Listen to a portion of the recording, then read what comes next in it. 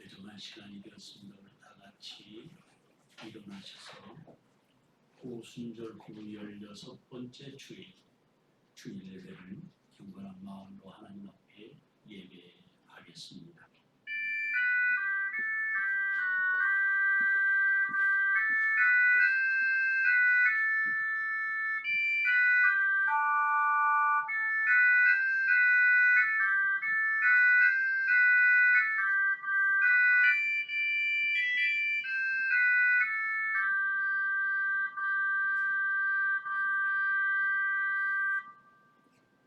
내가 진심으로 주께 감사하며 신들 앞에서 주께 찬송하리이다. 내가 주와 성전을 향하여 예배하며 주의 인자하심과 성실하심으로 말미암아 주의 이름에 감사하오리니 이는 주께서 주의 말씀을 주의 모든 이름보다 높게 하셨습니다. 아멘.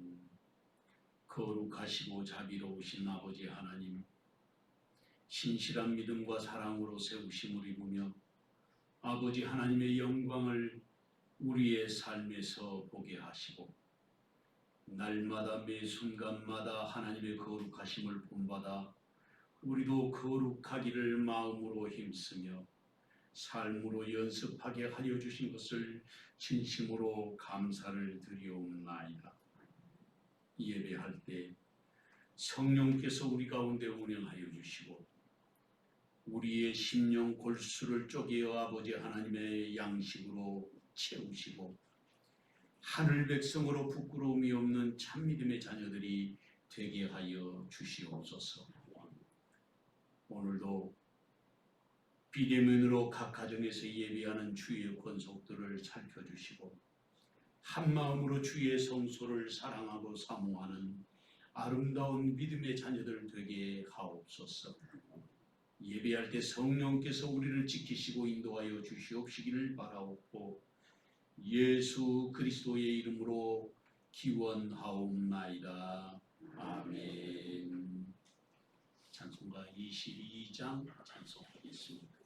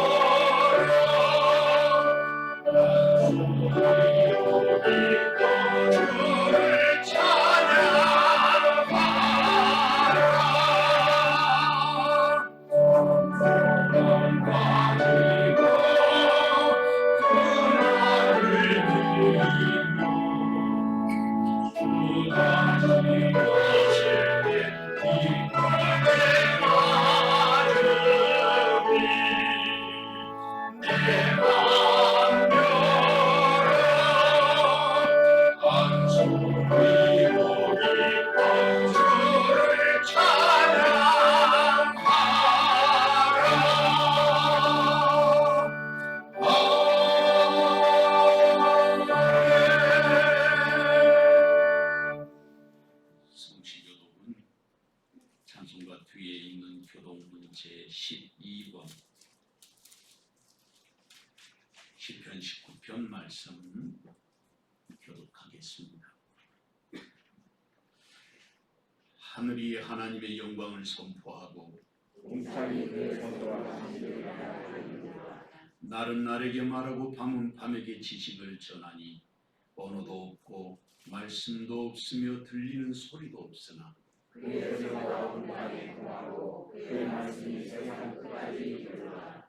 여호와의 율법은 완전하여 영혼을 소성시키며 여호와의 규정은 확실하여 운명한 자를 즐겁게 하며 여호와의 교훈은 정직하여 마음을 기쁘게 하고 여호와의 계명 순결하여 눈을 밝게 하시도다. 여호와를 경외하는 도는 정결하여 영원까지 이르고 여호와의 법도 진실하여 다 이루오니 금고 많은 순금보다 더 상할 것이며 꿀과 송이꿀보다 더 달도다. 아멘.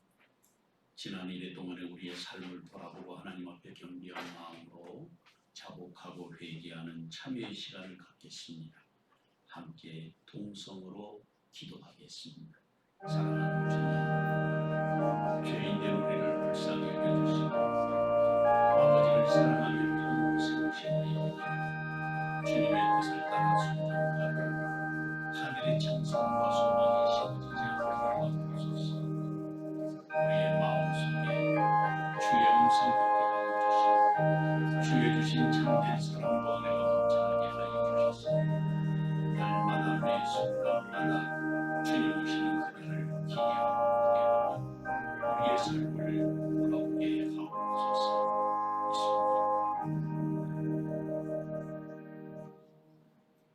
자기의 죄를 숨기는 자는 형통하지 못하나 죄를 자복하고 버리는 자는 불쌍히 여김을 받으리라.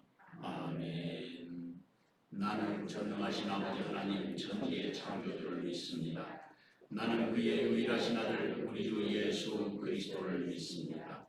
그는 성령 잉태 되어 동정녀 마리아에게서 나시고 본디오 빌라도에게 고난을 받아 십자가에 못 박혀 죽으시고 장사된 지 사흘 만에 죽은 자 가운데서 다시 살아나셨으며 하늘에 오르시어 전능하신 아버지 하나님 우편에 앉아 계시다가 거기로부터 살아있는 자와 죽은 자를 심판하러 오십니다.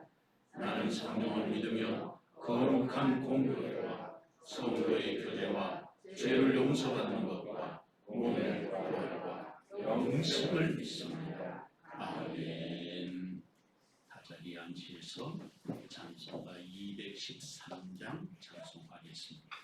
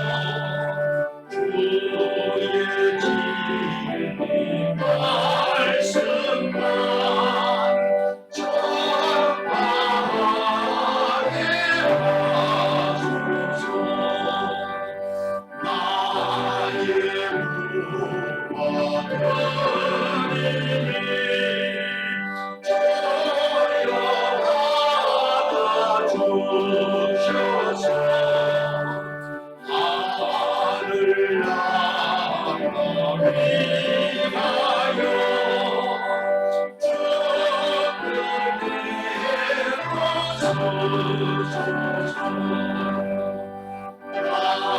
나의 시간들이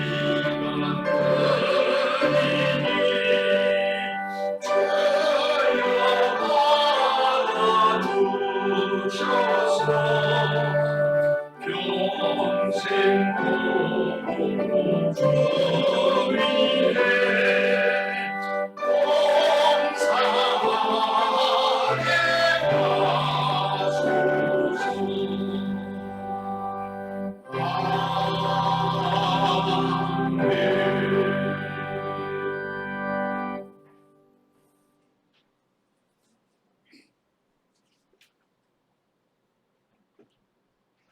많은 물소리와 바다의 큰 파도보다 더 크신 능력의 하나님 아버지, 하나님이 권능 아래 우리를 품으시고 이끄심에 감사를 드립니다.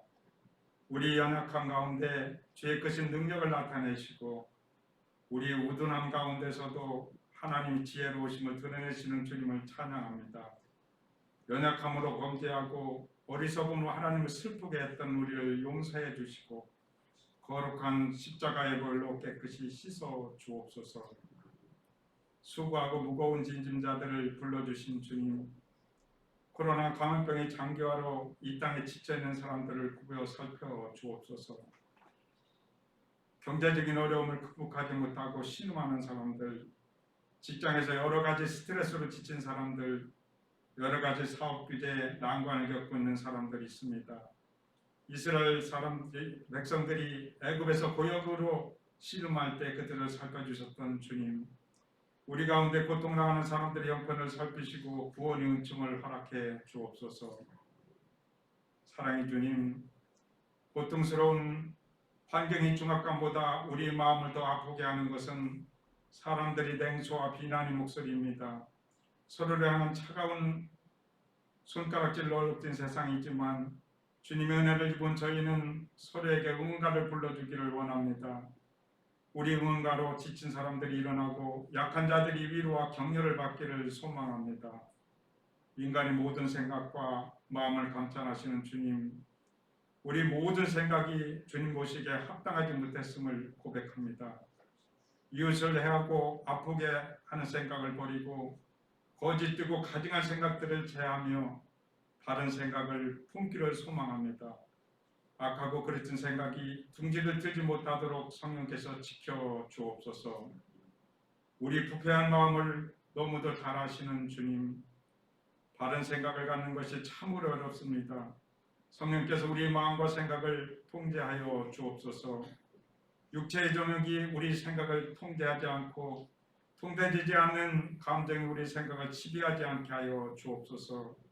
우리 생각의 그릇을 하나님의 말씀으로 가득 채워주시고 우리 마음과 생각에 예수 그리스도의 아름다운 마음만을 담기게 하여 주옵소서.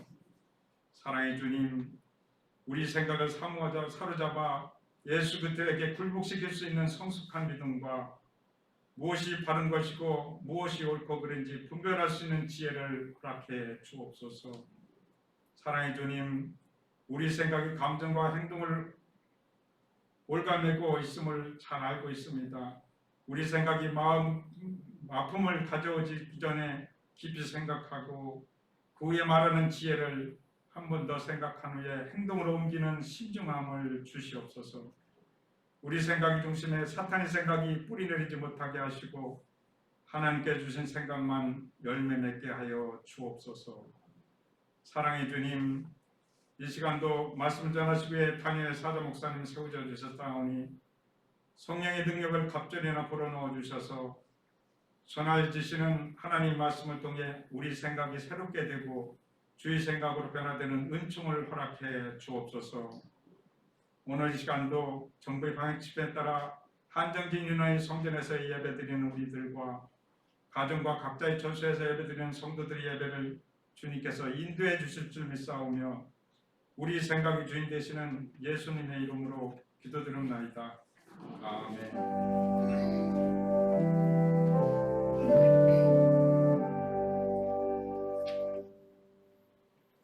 하나님의 말씀 보겠습니다. 하나님의 말씀은 야고보서 제3장 1절에서 12절 말씀까지 제가 공독해 드리겠습니다.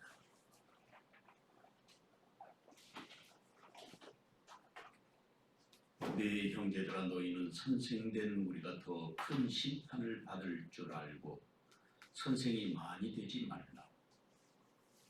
우리가 다 실수가 많으니 만일 말에 실수가 없는 자라면 곧 온전한 사람이라. 능히 온몸도 불내시우리라. 우리가 말들의 입에 재갈을 물리는 것은 우리에게 순종하게 하려고 그 온몸을 제어하는 것이라. 또 배를 보라. 그렇게 크고 광풍에 밀려가는 것들을 지극히 작은 키로서 사공의 뜻대로 운행하나니 이와 같이 혀도 작은 지체로 돼 큰 것을 자랑하도다. 보라, 얼마나 작은 불이 얼마나 많은 나무를 태우는가. 혀는 곧 불이요 불의의 세계라. 혀는 우리 지체 중에서 온몸을 더럽히고 삶의 수레바퀴를 불사르나니 그 사르는 것이 지옥불에서 나느니라. 여러 종류의 짐승과 새와 벌레와 바다의 생물은 다 사람이 길들일 수 있고 길들여 왔거니와 혀는 능히 길들일 사람이 없나니 쉬지 아니하는 악이요 죽이는 독이 가득한 것이라. 이것으로 우리가 주 아버지를 찬송하고 또 이것으로 하나님의 형상대로 지음을 받은 사람을 저주하나니 한 입에서 찬송과 저주가 나오는도다.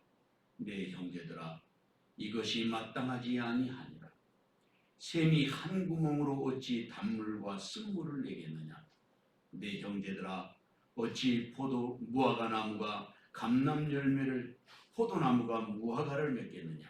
이와 같이 짠물이 단물을 내지 못하느니라. 아멘. 이 시간에 우리 지휘자 나와서 함께 찬양하겠습니다.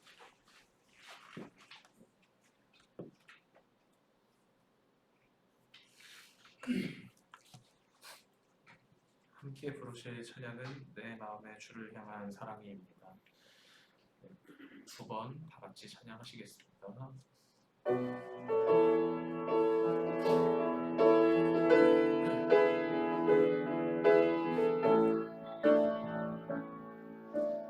내 마음의 주를 향한 사랑이 나의 말에 주가 주신 진리로 나의 눈에 주의 눈물 채워주소서.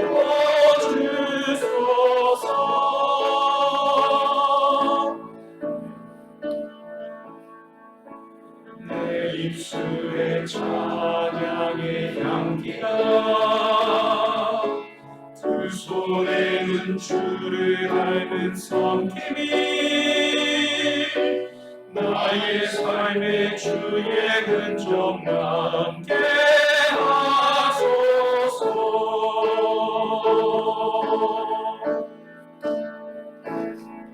하나님의 사랑이 영원히 함께하니 십자가의 길을 걷는 자에게 순교자의 삶을 사는 이에게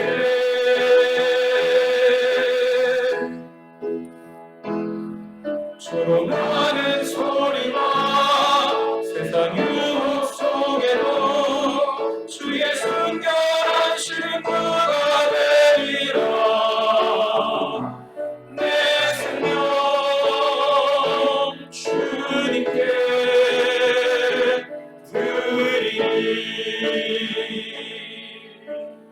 내 마음의 주를 향한 사랑이 나의 말은 주가 주신 진리로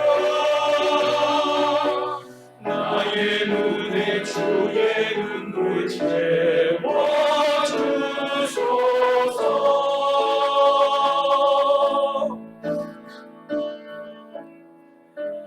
내 입술에 찬양의 향기가 두 손에는 주를 닮은 섬김이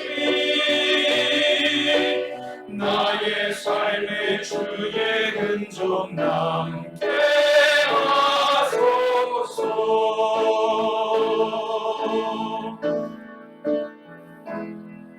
하나님의 사랑이 영원히 함께하리. 십자가의 길을 걷는 자에게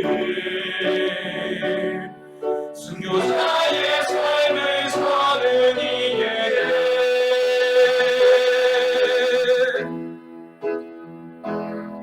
조롱하는 소리와 세상 음악 속에도 주의 순결한 신부가 되리라. 내 생명 주님께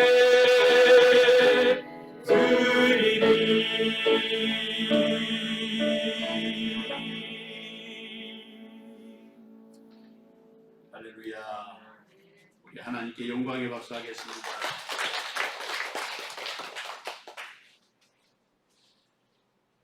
영국이 해가 지지 않는 나라로 세계 최대의 대제국을 이루고 번성할 때에 영국을 다스린 사람이 빅토리아 여왕이었습니다. 어느 주일날 여왕이 런던에 있는 세인트 폴 성공회 대성당에 예배를 드리러 갔습니다.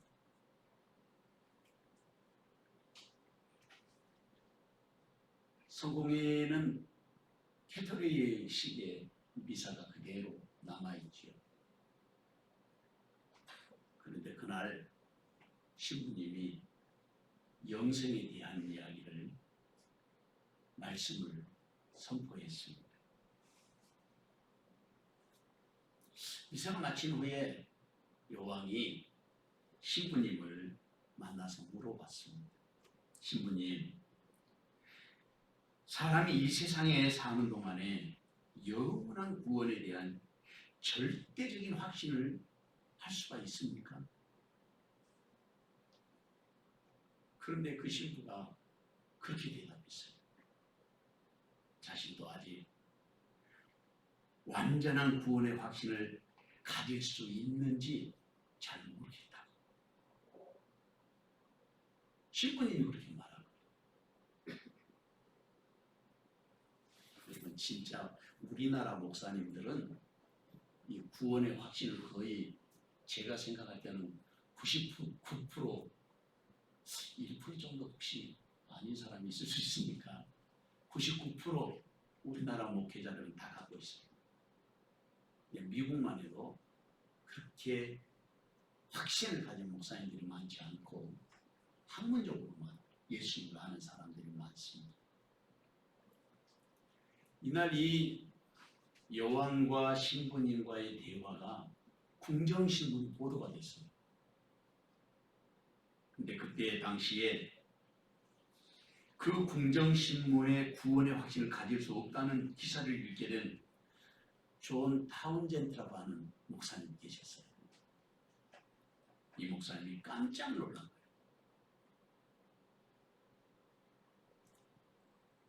여러분 인터넷 찾아보시면요, 이 성공의 세인트 폴 대성당이요, 어마어마한 건물을 가지고 있고 굉장한 문화적 유산으로 지금도 영국에 그대로 건재해 있습니다.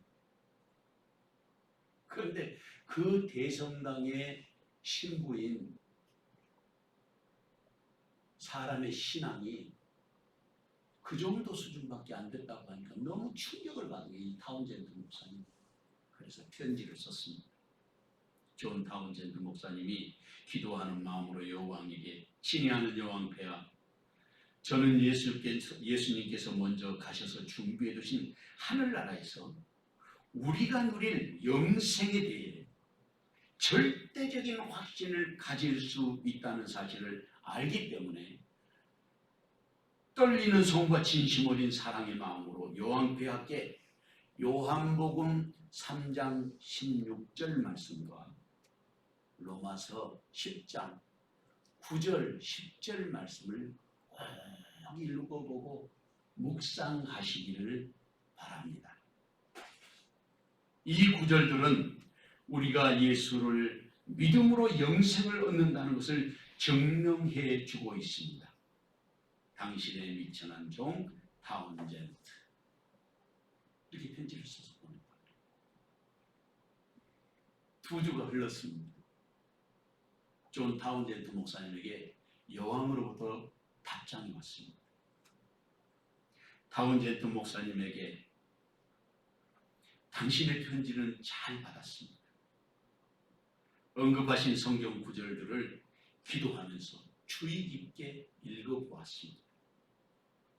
이제 나는 그리스도께서 나를 위해 이미 완성하신 일을 믿으며 또 하나님의 은혜로 너를 위하여 처소를 예비하러 가노라고 하신 말씀이 그 집에서 당신과 내가 만날 것을 믿습니다.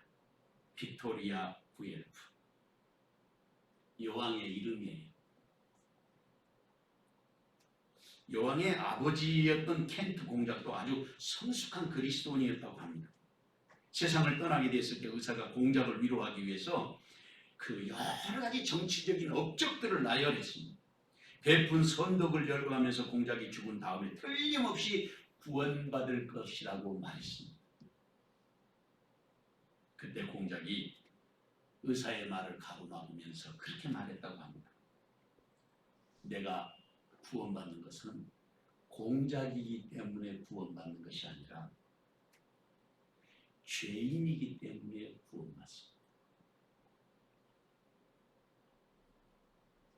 누가 온전한 믿음의 사람입니까? 누가 예수님을 참 잘 믿는 믿음의 사람입니다.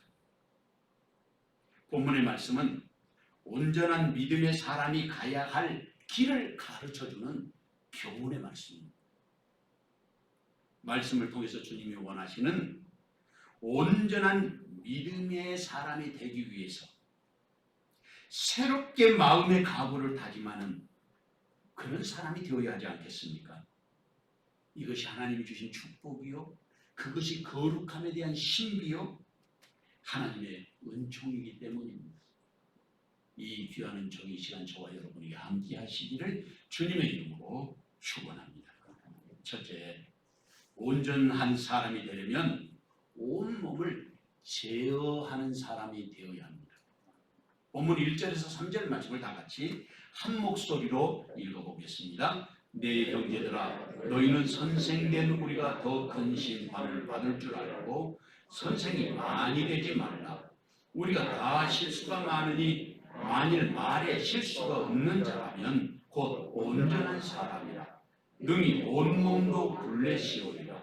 우리가 말들의 입에 재갈을 물리는 것은 우리에게 순종하게 하려고 그 온몸을 제어하는 것이라. 아멘.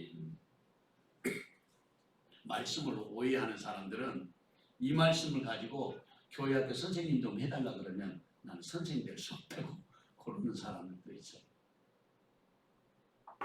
제가 어느 교회 가보니까 그 교회는 중직자가 되면 반드시 아동부, 유치부, 중고등부, 청년부, 교사를 하도록 의무적으로 그렇게 해놨어요.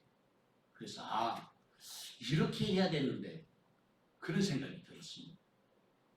적어도 안수 집사님들이나 권사님들은 교회 학교에 교사로 선생님으로 섬기는 사람들이 돼야 되지.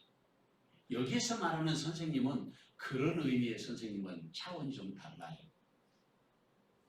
야고보는 예수님의 동생입니다. 이 사람이 선생이 되지 말라고 했는데 왜 선생 되지 말라고 했을까?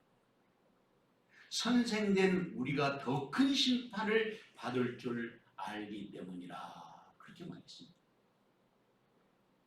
선생된 우리가 더 큰 심판을 받는다. 이 말은 무슨 뜻이냐면 선생되면 심판을 받는다는 것이 아니라 그만큼 책임과 의무를 감당해야 되는 자리에 있는 것이다. 그런 뜻이에요. 어른이 되면 어른 노릇을 해야 되고 어른 구실을 해야 되는 거예요. 그러는 것처럼 교회에서도 하나님께서 맡겨주신 임무와 책임이 주어진 사람들은 그에 걸맞게 자기가 수고하고 애쓰는 것이 반드시 필요한 것입니다. 그것을 여기서 말씀하시는 것이죠. 그래서 여기서 이 말씀 속에서 여기에 선생된 우리가 더 심판받을 줄 아노라고 하시는 말씀은 무슨 뜻이냐면 사도들, 지도자가 된 자들이 가져야 될 책임과 의무를 강조한 말씀입니다.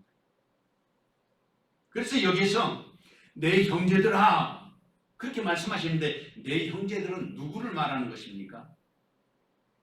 물론 두말할 필요도 없이 예수 그리스도를 믿는 믿음의 사람들을 말하는데 영어 성경으로 제가 찾아보니까 NIV 성경은 그렇게 번역했어요. My fellow believer. 그러니까 이거는 believer는 믿음의 형제들 그런 뜻이겠죠. 나를 따르는 주의 형제들 이런 의미로 번역해놨습니다. 그 다음에 뉴 킹 제임스 버전도 찾아보니까 My brethren이라고 했어요. 브레스런이라는 말은 형제와 자매를 말하는 것입니다.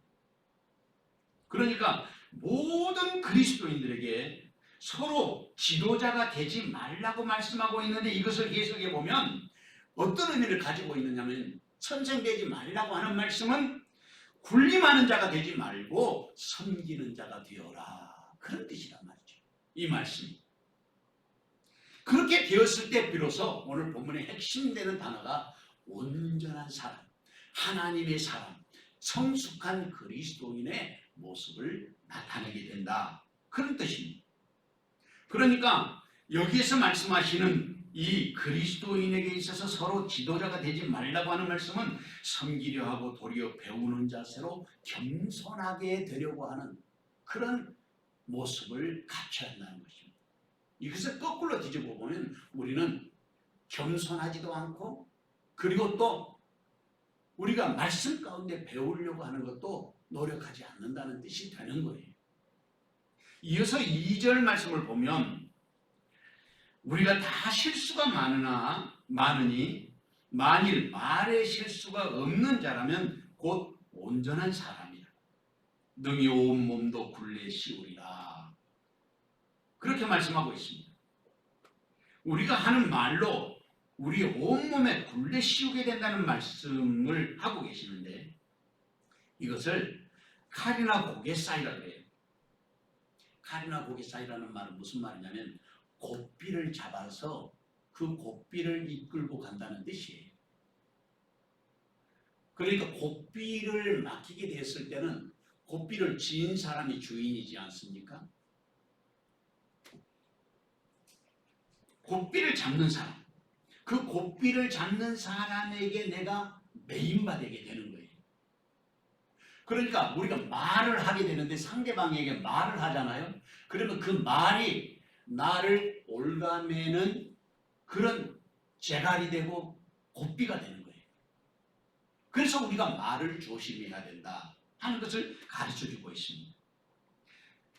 그러니까 말을 잘못하면 요즘에 대통령 후보로 나온 사람들이 말 한마디 잘못하면 이쪽 저쪽에서 꼬투리를 잡아가지고 그 사람을 계속 공격하는 것이 왜 그러냐면 말의 실수를 잡아내는 것이거든요. 우리의 삶에서도 똑같습니다. 그래서 전제하는 말이 우리가 말에 실수가 없는 사람이면 그 사람은 온전한 사람이라고 말씀하십니다. 그래서 실수하지 않도록 조심하라. 실수하지 않을 수는 없지만 실수하지 않도록 조심하라는 것입니다. 그런데 그 실수하지 않는 방법을 3가지로 오늘 본문에서 말씀하고 있습니다. 3절 말씀에 보면 3절 말씀에서 가르쳐 주시고 있어요. 우리가 말들의 입에 재갈을 물리는 것은 우리에게 순종하게 하려고 온몸을 제어하는 것이다. 재갈을 물리면 고삐를 쥐고 그 말 온몸을 마음대로 하지 못하도록 그렇게 순종하게 한다는 것입니다. 그렇습니다. 말을 주인이 뜻대로 이끌기 위해서는 재갈을 물려야 되고 고삐를 잡고 원하는 대로 할 수 있지 않겠습니까? 소도 마찬가지예요.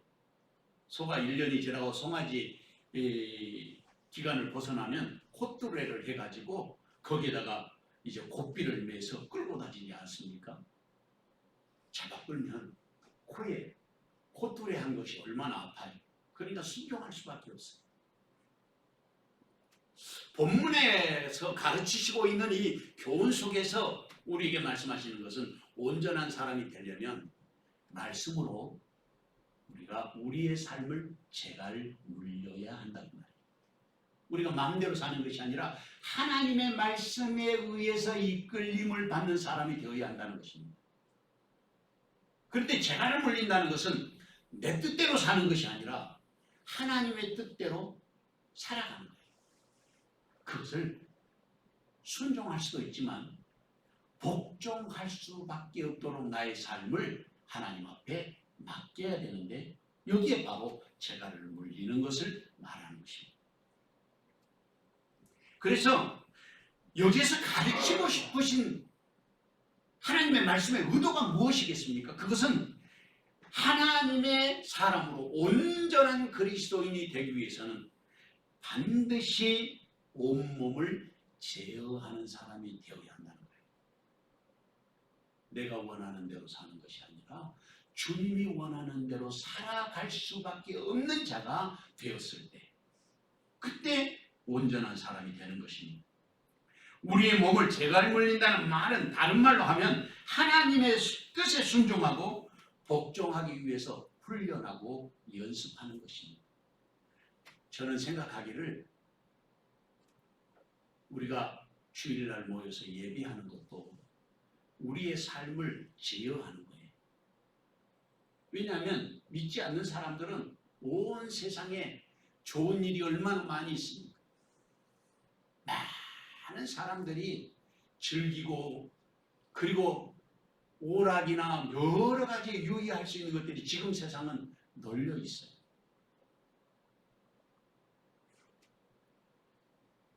그러니까 이것이 우리를 제어하지 않으면 그곳으로 가버리는 거예요. 제가 어느 우스갯소리에 글을 읽어보니까 거기에 목사님이 어느 날 휴가인데 주일날 예배를 안 드시고 이분이 골프를 너무 좋아해가지고 골프장에를 갔대요. 근데 그날따라 골프가 잘 되는 거예요. 칠 때마다 홀인원이 나. 그런데 어디 가서 말을 할 수가 없어요. 왜냐하면 주일날 골프가 홀인원이 됐으니까. 자랑을 할 수 없어요. 우리가 우리의 삶에 있어서 스스로를 제어하지 못하면 하나님이 원하시는 뜻대로 사는 것이 아니라 우리의 육체가 원하는 대로 살아갈 수밖에 없는 것입니다. 우리는 타락한 존재이기 때문에 순종하고 복종하고 하는 이 훈련을 훈련하지 않으면 하나님의 의를 입고 우리가 우리의 영혼은 하나님이 주시는 완전한 구원의 자리에 있음에도 불구하고 우리의 육신은 아직도 죄 아래에 있기 때문에 우리의 삶을 거룩한 하나님의 사람으로 세워나가는 데는 부족한 거예요. 그래서 우리가 주일날 예배하고 또 그것이 모자라면 기도하고 또 하나님의 말씀을 읽고 그리고 감동이 되면 또 그것을 통해서 나만 구원받아서 하나님의 나라에 가는 것이 아니라 내 이웃들, 내 형제와 자매들도 꼭 주님 앞에 설 수 있도록 우리의 마음의 갈급함과 간절함이 불타오를 수밖에 없게 되는 것입니다. 그래서 우리가 하나님의 거룩하신 같이 너희도 거룩하라고 하시는 말씀대로 경건하고 거룩한 삶을 살기 위해서 그 거룩을 연습하고 하나님을 경외하는 것을 연습하는 것입니다. 왜 우리가 그것을 연습하는 것이냐면 하나님의 나라는 거룩한 나라입니다. 그 나라가 우리나라잖아요. 저와 여러분이 가야 할 나라이기 때문에 그런 것입니다.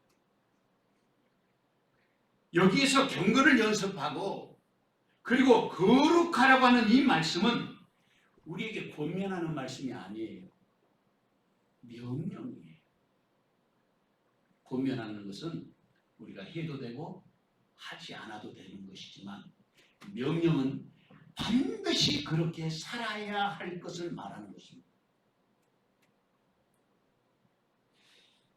그때 말에게는 재갈을 물리는 것처럼 죄악에 빠진 우리의 육신을 하나님의 말씀에 순종하도록, 아니 순종을 넘어 복종할 수밖에 없도록 우리의 육신의 정욕을 따라 사는 것이 아니라 성령의 소욕을 따라 살아가는 사람이 되도록 주님께 나의 삶을 맡기는 자들이 되어야 할 것입니다.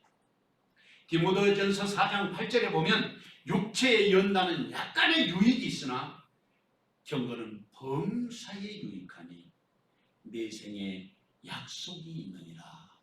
경건은 내 생에 하나님의 나라의 약속이 되는 것입니다. 사랑하는 성도는 우리가 가야 할 길은 믿음의 길입니다. 온전한 사람이 가야 할 길을 걸어야 합니다. 그렇게 주님이 기뻐하시는 길을 가기 위해서는 스스로를 제어하고 주님의 말씀에 순종하고 복종하는 사람이 되어야 합니다. 누가 말하실 수 없는 온전한 사람이 되어야 하겠습니까? 누가 책임과 의무를 다하는 사람이 되어야 하겠습니까? 누가 주님의 말씀에 순종하며 헌신하는 성숙한 그리스도인으로 살아야 하겠습니까? 그 자리에 주님은 지금 저와 여러분을 부르고 계시는 것입니다. 이 귀하는 종이 시간 저와 여러분에게 함께 하시기를 주님의 이름으로 축원합니다. 둘째로 온전한 사람은 하나님의 뜻대로 순종하는 사람입니다. 본문 4절에서 6절 말씀을 다 같이 한 목소리로 읽어보겠습니다. 또 배를 보라 그렇게 크고 광풍에 밀려가는 것들을 지극히 작은 키로서 사공의 뜻대로 운행하나니 이와 같이 혀도 작은 지체로 돼 큰 것을 자랑하도다. 보라 얼마나 작은 불이 얼마나 많은 나무를 태우는가. 혀는 곧 불이요 불의의 세계라. 혀는 우리의 지체 중에서 온몸을 더럽히고 삶의 수레바퀴를 불사르나니 그 사르는 것이 지옥불에서 나느니라. 아멘. 저는 본문을 읽으면서 깜짝 놀랐어요. 왜냐하면 우리 혀에서 나는 모든 것이 어디서 온 것이라고 말씀하시냐면 지옥불에서 온 거예요. 지옥불에서. 본문의 말씀은 비유를 통해서 교훈하는 말씀입니다. 마치 꼭 잠언의 말씀처럼 우리에게 가르쳐 주시는 것 같지 않습니까? 첫 번째 비유는 배의 키에 대해서 이야기하고 있어요. 사공이 작은 키를 가지고 배 온 몸 전체를 움직여서 사공이 원하는 대로 운행한다는 것입니다. 그런데 이 키는 정말 작지 않습니까? 배의 키가. 그런데 자기 덩치에 작게는 수십 배에서 수백 배, 수천 배의 어마어마한 자기 몸통을 운영하는데 이 키가 작용을 하는 거예요. 본문 4절 말씀을 보면 또 배를 보라 그렇게 크고 광풍에 밀려가는 것들을 지극히 작은 키로서 사공의 뜻대로 운행하나니 이렇게 말하고 있습니다. 여기에서 제 가슴에 다가오는 말씀이 있었어요. 우리가 세상 살아가는 것이 마치 광풍 폭우 속에 배를 띄워서 가는 것 같지 않겠습니까? 그런데 사공이 작은 키를 통해서 그 광풍에 밀려가는 것들을 사공의 뜻대로 운행하신다는 거예요. 갑자기 그런 생각이 들었습니다. 우리가 살아가는 동안에 우리의 삶에 여러 가지 어려움을 당할 수 있어요. 이 나이가 자꾸 들어가니까 저도 몸에 이상이 자꾸 오잖아요. 7월달 한 달 내내 제가 병원에 갔어요. 작년에 시술 받았는데 도로 그게 또 문제가 돼가지고 아직도 살살 여기가 저리는데 이게 고통스러울 때는 완전히 막 경직이 되는 거 있죠. 그런데 그런 아픔을 통해서 그러니까 광풍 속에서 하나님이 깨닫게 하시는 일들이 있단 말이죠. 나에게 주신 여러 가지 문제들이 있지 않습니까? 육신의 문제, 또 가정의 문제, 사업의 문제 이런 것들을 통해서 불어오는 광풍 속에서 하나님께서 나를 사공의 뜻대로 이끌어 가기를 원하시는 것들이 있다고 말이죠. 그 속에서 그걸 찾아야 되는 거예요. 그걸 찾지 못하면 나에게 아무런 의미가 없이 재앙으로 변하는 거예요. 내게 오는 고통과 내게 오는 어려운 실망이나 절망 속에서도 하나님이 나를 이끌어 가시는 뜻을 발견하면 축복이에요. 그게 하나님의 은총이에요.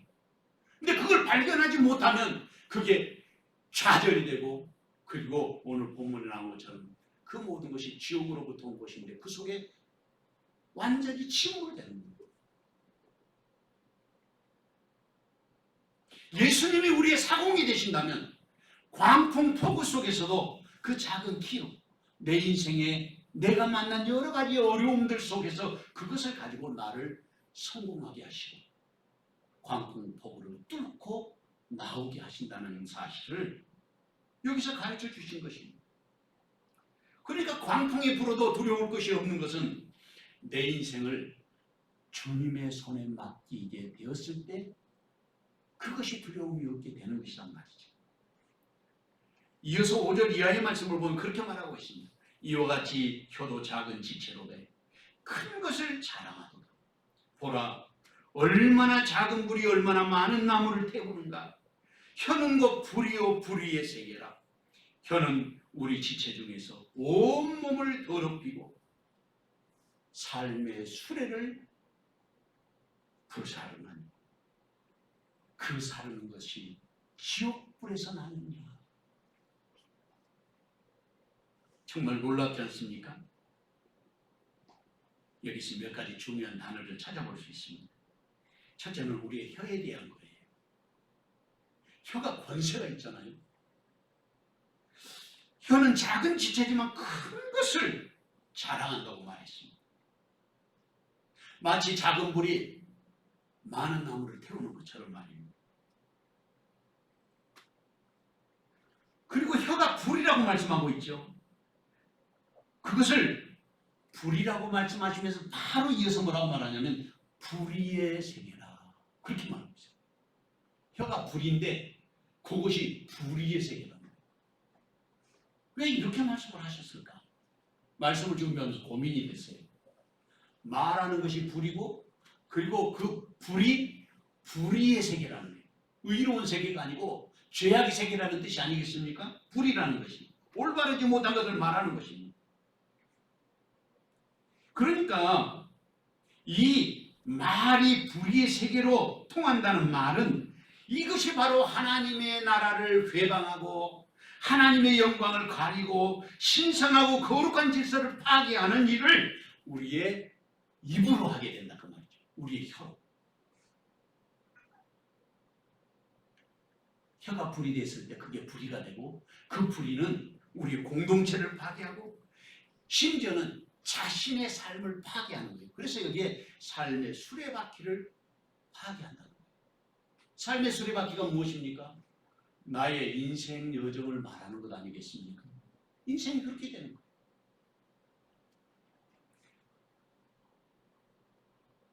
제가 어느 속담을 보니까 그런 말이 있어요.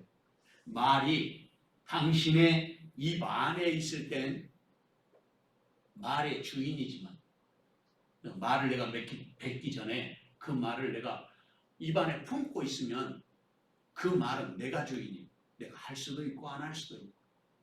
그런데 말을 내가 뱉어내면 입 밖에 말이 나오면 그 말이 나의 주인이 된다는 거예요. 말을 내가 하기 전에는 말의 주인이 나지만 말을 하고 나면 말이 나의 주인이 된다는 그런 속담이 있어요. 그리고 말이 그러니까 주인이 되니까 나는 노예가 되는 거예요. 종이 되는 거예요. 그래서 우리가 말을 조심해야 됩니다. 그리고 세 번째 혀는 우리의 지체 중에 온몸을 더럽히고 삶의 수레바퀴를 불사른다고 말씀하십니다. 도대체 이게 무슨 말씀입니까? 삶의 수레바퀴를 불사른다는 말은 자신의 인생을 망치고 파괴한다는 말 아닙니까? 그러니까 혀가 자신의 인생을 파괴하는 일까지도 벌인다는 말씀입니다. 그런데 이 모든 것에 원인이 있다는 거예요. 이 모든 것의 원인, 그것이 바로 지옥불에서 나는 것이라. 놀랍지 않습니까? 우리가 이미 잘 알고 있는 것처럼 지옥불에서 난다는 말, 지옥은 하나님으로부터 버림받은 자리를 말하는 거예요. 하나님으로부터 버림받은 자리. 신학자들이 지옥을 조금 미화시켜서 하는 말인데 저는 그렇게 하면 안 된다고 생각이 들어요. 지옥불은 소금 치듯이 하는 것이 지옥불이라고 그랬거든요. 고통스러운 거예요. 그런데 신학자들은 뭐라고 말하냐면 하나님 없음이 지옥이다. 그렇게 말해요. 그는 아주 형이상학적으로 하나님 없는 자리 그러면 살만하지 않을까 이런 생각이 들잖아요. 성경은 그런데 마치 소금을 치듯이 소금을 불에다 쳐보세요. 팍팍팍팍 튀죠. 콩을 튀기듯이 튀는 거예요. 그런 고통스러운 자리가 지옥이라고 성경은 분명히 말하고 있어요. 그래서 예수님은 우리에게 손이 범죄하면 손을 찍어버려서 지옥에 안 가는 것이 낫고 발이 범죄하면 발을 찍어버려서 지옥에 안 가는 것이 정말 좋은 일이라고. 예수님이 지옥에 대해서 모르시면 그렇게 말씀하셨겠어요? 너무 잘 아시는 거예요. 그래서 그렇게 말씀하신 것입니다. 지옥이라는 것은 하나님으로부터 영원히 버림받는 자리, 영원히 고통이 지속되는 자리가 바로 지옥입니다. 본래 지옥은 우리를 위해서 만든 게 아니에요. 성경을 읽어보세요. 사탄을 위해서 만든 곳이에요. 그런데 인간이 타락하는 바람에 사탄이 가는 곳에 우리도 가는 거예요. 아니 우리가 가는 게 아니라 예수를 믿지 않으면 가는 거예요. 마태복음 15장 18절에서 20절에 보면 입에서 나오는 것들은 마음에서 나오나니 이것이야말로 사람을 더럽게 하느니라. 마음에서 나오는 것은 악한 생각과 살인과 간음과 음란과 도둑질과 거짓 증언과 비방이니 이런 것들이 사람을 더럽게 하는 것이요 씻지 않은 손으로 먹는 것은 사람을 더럽게 하지 못하느니라. 사랑하는 성도 여러분, 주님은 지금도 우리가 온전한 사람 되어서 하나님의 뜻대로 순종하는 사람 되기를 원하십니다. 누가 광풍에 밀려가도 키를 우리 주님 예수께 맡겨야 할 사람입니까? 누가 온몸을 더럽히지 않고 삶의 수레를 아름답게 가꾸어야 할 사람입니까? 그 자리에 주님은 지금 저와 여러분을 부르고 계시는 것입니다. 이 귀한 정기시간 저와 여러분에게 함께 하시기를 주님의 이름으로 축원합니다. 세 번째로 온전한 사람은 하나님의 형상대로 지으심을 받은 사람을 저주하지 않습니다. 본문 7절에서 12절 말씀을 다 같이 한 목소리로 읽어보겠습니다. 여러 종류의 짐승과 새 벌레와 바다의 생물은 다 사람이 길들일 수 있고 길들여 왔거니와 혀는 능히 길들일 사람이 없나니 쉬지 아니하는 악이요 죽이는 독이 가득한 것이라. 이것으로 우리가 주 아버지를 찬송하고 또 이것으로 하나님의 형상대로 지음을 받은 사람을 저주하나니 한 입에서 찬송과 저주가 나오는도다. 내 형제들아 이것이 마땅하지 아니하니라. 샘이 한 구멍으로 어찌 단물과 쓴물을 내겠느냐. 내 형제들아 어찌 무화과 나무가 감람 열매를 포도나무가 무화과를 맺겠느냐. 이와 같이 짠물이 단물을 내지 못하느니라. 아멘. 사람이 길들일 수 있는 것이 여러 가지가 있다고 합니다. 첫째는 여러 짐승들을 길들인다는 거예요. 사자도 호랑이도 심지어는 코끼리도, 그리고는 뱀까지도 길들이지 않습니까? 새와 벌레, 바다의 생물들도 사람이 길들일 수 있다고 합니다. 이 사실을 거꾸로 좀 뒤집어 보면 여러분, 코끼리가 사람을 길들인 일이 있겠어요? 우스운 이야기지만 왜 이 말이 허황된 이야기로 들립니까? 왜냐하면 우리가 하나님의 형상으로 지으심을 받아서 그런 거예요.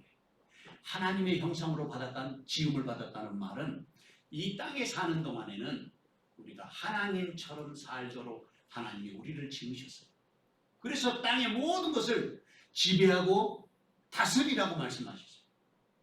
그리고 생육하고 번성하라고 한 것입니다. 그런데 불순종했기 때문에 우리의 본질, 하나님의 형상으로 창조되어서 하나님처럼 살아가는 우리의 본질은 타락해버리고 자기가 사람이 하나님인 줄 알고 사는 거예요. 그래서 도덕적인 기준도 윤리적인 기준도 요즘은 사람들이 만들어가지고 그것이 하나님이 정한 것처럼 절대적인 표준을 만들었어요. 요즘에 저는 깜짝 놀랐어요.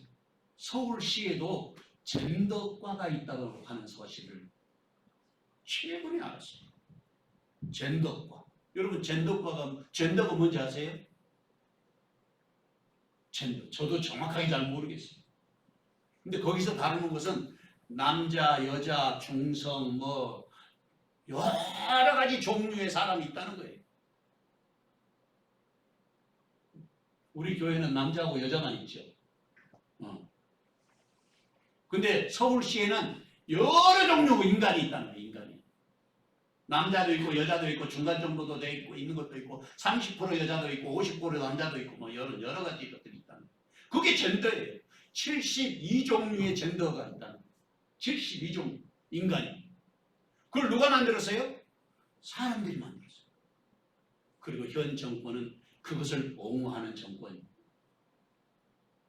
뒤집어서 말하면 성경 말씀에 강력하게 도전하는 지옥으로부터 온 지혜예요. 놀랍지 않습니까? 하나님의 형상으로 우리를 만드셨는데 그 하나님의 형상으로 지으심을 받은 우리에게 하나님이 우리의 마음속의 의사를 소통할 수 있도록 주신 발성기관이 있는데 그게 바로 이 혀에서 나옵니다. 그래서 이 혀로 말하는 것은 하나님을 닮았어요. 하나님이 온 우주 만물을 말씀으로 창조하셨잖아요. 그런 것처럼 인간도 말로 모든 것을 하는 거예요. 말로. 지금은 글이 있어서 문자로 이것을 하니까 문자가 있는가 보다 하지만 사실은 문자가 있기 전에 말이 먼저 있는 거죠. 그러니까 말을 한다는 것은 누구를 닮은 것이냐면 하나님을 닮았기 때문에 말하는 거예요. 하나님을 닮았으니까. 그런데 혀가 불이 되고 삶의 수로바퀴를 불사른다는 것입니다. 오늘 본문 8절 말씀을 보면 그렇게 말하고 있어요. 혀는 능히 길들일 사람이 없나니 쉬지 않은 악이요 죽이는 독이 가득한 것이라. 이 말씀을 읽고 절망하지 않을 수가 없어요. 혀는 여기 본문의 말씀을 보니까 쉬지 않는 악이나 쉬지 않는 악이요 죽이는 독이 가득한 것이라고 말하고 있습니다. 이렇게 사람들이 혀를 길들일 수 없는 이유가 무엇인지 아십니까? 그게 바로 하나님의 형상으로 지음을 받아서 우리가 우리의 본질이 타락해. 그래서 자기가 하나님인 줄 아는 거예요. 근데 이게 제어가 안 되는 거예요. 혀가 제어가 안 돼요. 그래서 하나님의 뜻에 불순종하고 하나님 앞에 하나님의 뜻에 합당하게 살 수 없는 존재로 온 세상의 인간이 타락하게 된 것입니다. 그래서 우리가 하나님을 믿으면서도 아직도 육에 속해 있다는 말은 무슨 뜻이냐면 우리의 죄성이 육신에 남아있다는 것을 말하는 거예요. 나에게 목사도 여러분 다 마찬가지예요. 우리 주님 앞에 서기까지는 이것을 완전하게 극복할 수 있는 방법이 없어요. 그런데 그것을 극복해 나가는 날마다 매 순간마다의 삶에서 주님께서 우리를 도와주시고 나의 삶의 고삐를 주님께 맡기면 광풍 폭우 속에서도 하나님의 뜻에 합당하게 나를 이끌어 가시는데 그것을 신학적인 용어로 성령의 강권하시니라 이렇게 말해요. 성령이 우리를 이끌어 가시는 거예요. 그래서 오늘 본문 9절 이하의 말씀을 보면 우리 재성이 아직도 심각한 문제를 일으키고 있는데 9절 이하에 이것으로 우리가 주 아버지를 찬송하고 또 이것으로 하나님의 형상대로 지음받은 사람을 저주하는 하나님을 찬송하고 또 하나님의 형상으로 창조된 그 사람을 저주한다는 거예요. 아주 이율배반적인 삶을 우리가 살아가는 거예요. 10절에 한 입에서 찬송과 저주가 나오는 거다. 내 형제들아 이것이 마땅하지 아니하냐. 샘이 한 구멍으로 제 단물과 쓴물을 내겠느냐. 여기에서 이것이라는 말은 바로 우리의 혀를 의미하는 것입니다. 그런데 한 입을 가지고 우리 주 하나님을 찬송하고 하나님의 형상대로 지음을 받은 사람을 저주한다는 거예요. 여기서 하나님의 형상대로 지음을 받은 사람을 저주한다는 것이 무슨 말입니까? 그 사람이 누구예요? 하나님의 최고의 걸작인데 그 사람이 바로 저와 여러분인데 그것을 저주한다는 거죠. 비판하는 것도 아니고 저주하는 거예요.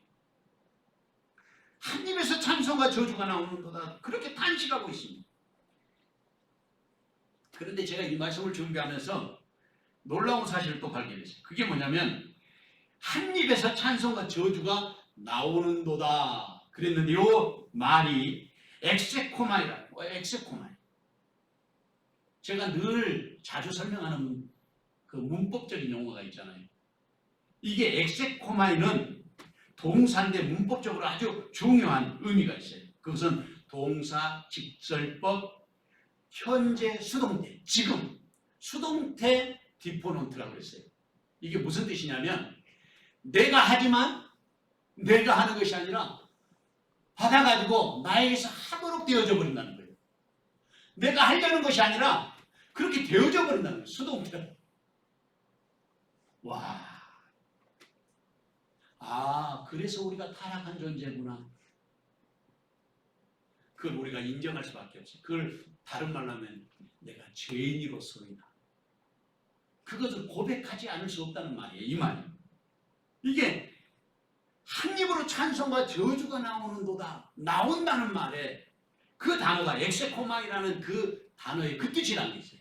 내가 하려는 것이 아니라 우리가 저주를 받아가지고 타락한 존재이기 때문에 그냥 그렇게 되어져 버린다는 거예요. 얼마나 놀라운 일입니까 이게. 그러니까 타락한 본성에서 나로 하여금 그렇게 할 수밖에 없도록 하고 있다는 의미입니다. 그러면서 11절 이하에서 그렇게 말하고 있어요. 샘이 한 구멍으로 지 단물과 쓴물을 내겠느냐. 내 형제들아 어찌 무화과 나무가 감람 열매를 포도나무가 무화과를 맺겠느냐. 이와 같이 짠물이 단물을 내지 못하느니라.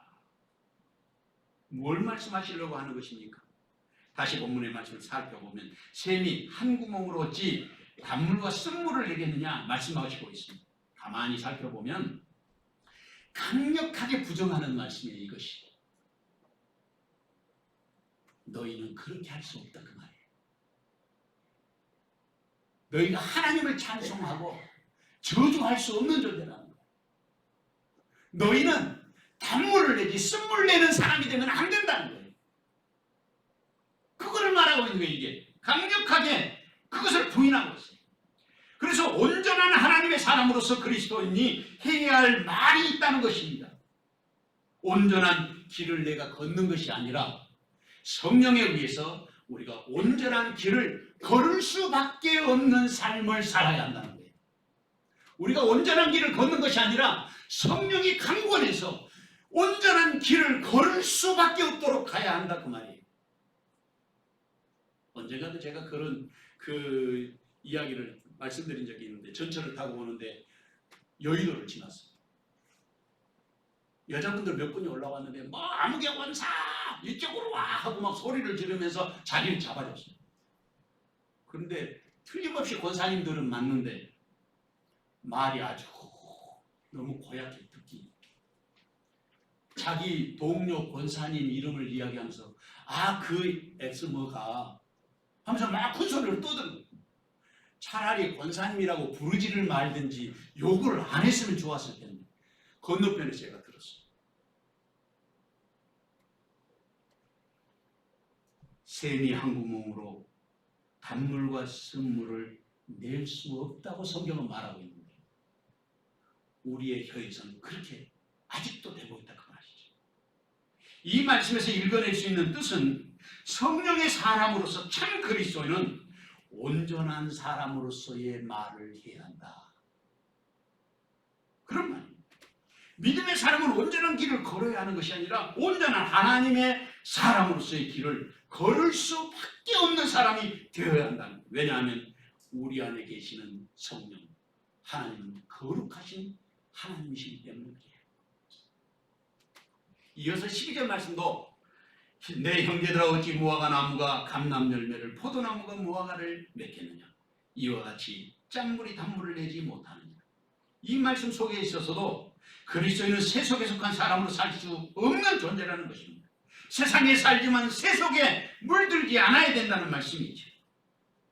성령의 사람은 성령의 열매를 맺게 되어 있습니다. 성령의 사람은 예수님을 닮아갈 수밖에 없는 것입니다. 주님의 온유하심처럼, 주님의 겸손한 것처럼 우리가 겸손하고 온유함을 배워야 하지 않겠습니까? 배운다는 말은 아직 우리 안에 온유함과 겸손함으로 채워지지 못했다는 것을 말하는 거예요. 배운다는 말은 학습하고 연습하고 훈련한다는 뜻입니다. 연습해야 되는 거예요. 그때 우리는 성숙한 그리스도이고 온전한 사람의 길을 세상에 드러낼 수 있기 때문입니다. 그래서 본문 13절 말씀은 그렇게 말하고 있습니다. 너희 중에 지혜와 총명이 있는 자가 누구냐? 그는 선행으로 말미암아 지혜의 온유함으로 그 행함을 보일지니라. 선행으로 말미암아 지혜의 온유함으로 그 행함을 보일지니라. 사랑하는 성도 여러분, 자신의 혀를 길들이고 축복의 말씀을 쏟아내고 행복한 믿음의 길을 걸어가는 사람이 되어야 하지 않겠습니까? 누가 아버지를 찬송하는 사람입니까? 누가 하나님의 형상대로 지으심을 받은 사람을 축복해야 하겠습니까? 누가 한 목소리로 하나님의 영광을 드러내는 사람들이 되어야 하겠습니까? 그 자리에 주님은 지금 저와 여러분을 부르고 계시는 것입니다. 이 귀한 종이 시간 저와 여러분에게 함께 하시기를 주님의 이름으로 축원합니다. 사랑하는 주님, 주께서 주신 은혜와 사랑을 감사합니다. 이 땅에 사는 동안에도 아버지만을 사랑하게 하시고 온전한 믿음의 사람으로 살아가도록 주께서 강권하여 주시옵소서. 예수님의 이름으로 기도하옵나이다. 아멘. 찬송가 324장 찬송하겠습니다.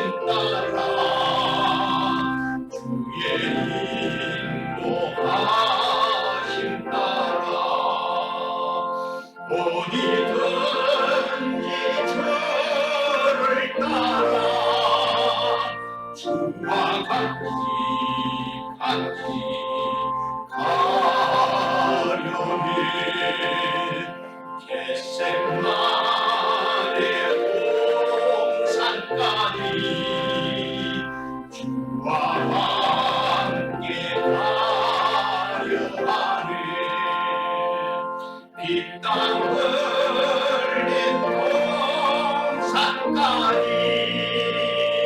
주와 함께 가려네. 주의 인도하심 따라 주의 인도하심 따라 어디든지 주를 따라 주와 같이 가려네.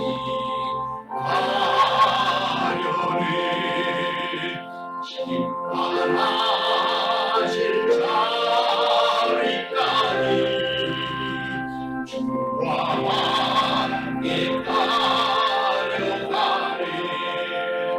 심판하실 자리까지 주와 함께 가려네. 주의 인도하심 따라 주의 인도하심 따라 어디든지 주를 따라 주와 같이 가려네.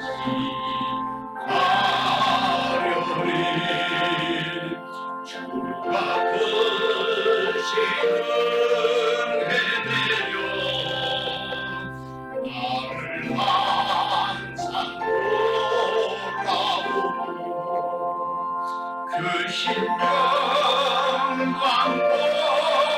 보여주며 주와 함께 가려네. 주의 인도하심 따라 주의 인도하심 따라 어디든지 주를 따라 주와 같이 가려네.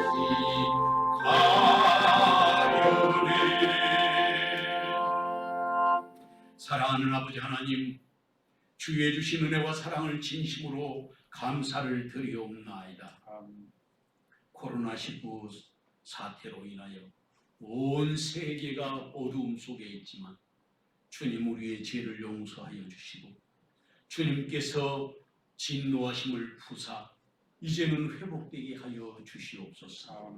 주신 은혜를 감사하여 귀한 예물을 아버지 앞에 드렸습니다. 10의 하나와 감사의 예물과 성경금과 건축헌금, 주일헌금과 또한 주님 앞에 드리는 모든 낙헌 제물들을 두 손 들어 축복하오니 하늘로부터 강복하여 주시고 주의 백성들을 지키시고 인도하여 주옵소서. 또한 우리의 자녀손들을 축복하오니 시대와 역사에 필요한 일꾼 되게 하시고 머리 될지언정 꼴이 되지 않도록 성령께서 지키시고 인도하여 주시옵소서. 예수님의 이름으로 기도하옵나이다. 아멘. 교회 소식 전해드리겠습니다. 계속해서 10월 달까지 아마 연장이 된 것 같은데 여러분들 기도하시고 조심하시기 바랍니다. 그리고 이제 1차, 2차 접종도 다 끝나신 분들은 예배하는데 그렇게 큰 어려움이 없으리라고 생각이 듭니다. 하나님 도와주실 줄 믿고 그리고 그래도 이제 마스크는 철저하게 잘 쓰고 다니시기 바랍니다. 오늘 두 번째 성경 공부 여기 사명자의 철학 여러분들 꼭 읽어보시고 공부하는데 어려움이 없도록 해주시기를 바랍니다. 그리고 다음 주가 추석 연휴가 이렇게 함께 연속 이어지는데 추석 가정예배 순서지 만들어서 오늘 드렸으니까 이 순서지를 가지고 필요한 대로 적절하게 사용하시면 되겠습니다. 그 외에 다른 사항들은 주보를 참조하시기를 바랍니다. 우리 다 같이 일어나셔서 찬송가 1장 부르고 축도 예배 마치겠습니다.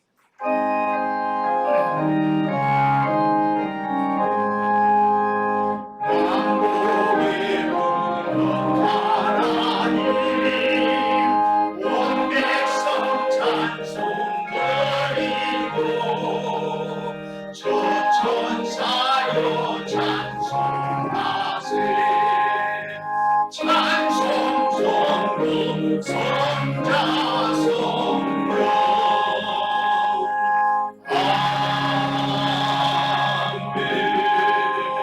아멘. 이제는 교회 머리 되신 우리 주님 예수 그리스도의 은혜와 아버지 하나님의 극진하신 사랑과 성령의 감동, 감화, 위로, 교통하심과 그 복 주시는 은혜의 역사가 오늘도 온전한 사람의 길을 걷기로 마음속에 다짐하는 여기 모인 모든 주님의 자녀들 머리 위에와 저들의 가정과 일터와 사랑하는 자녀손들 머리 위에 또한 주께서 복 주시기로 약속하신 사랑하는 세영재단 위에 지금부터 영원토록 함께 계시옵기를 간절히 축원하옵나이다.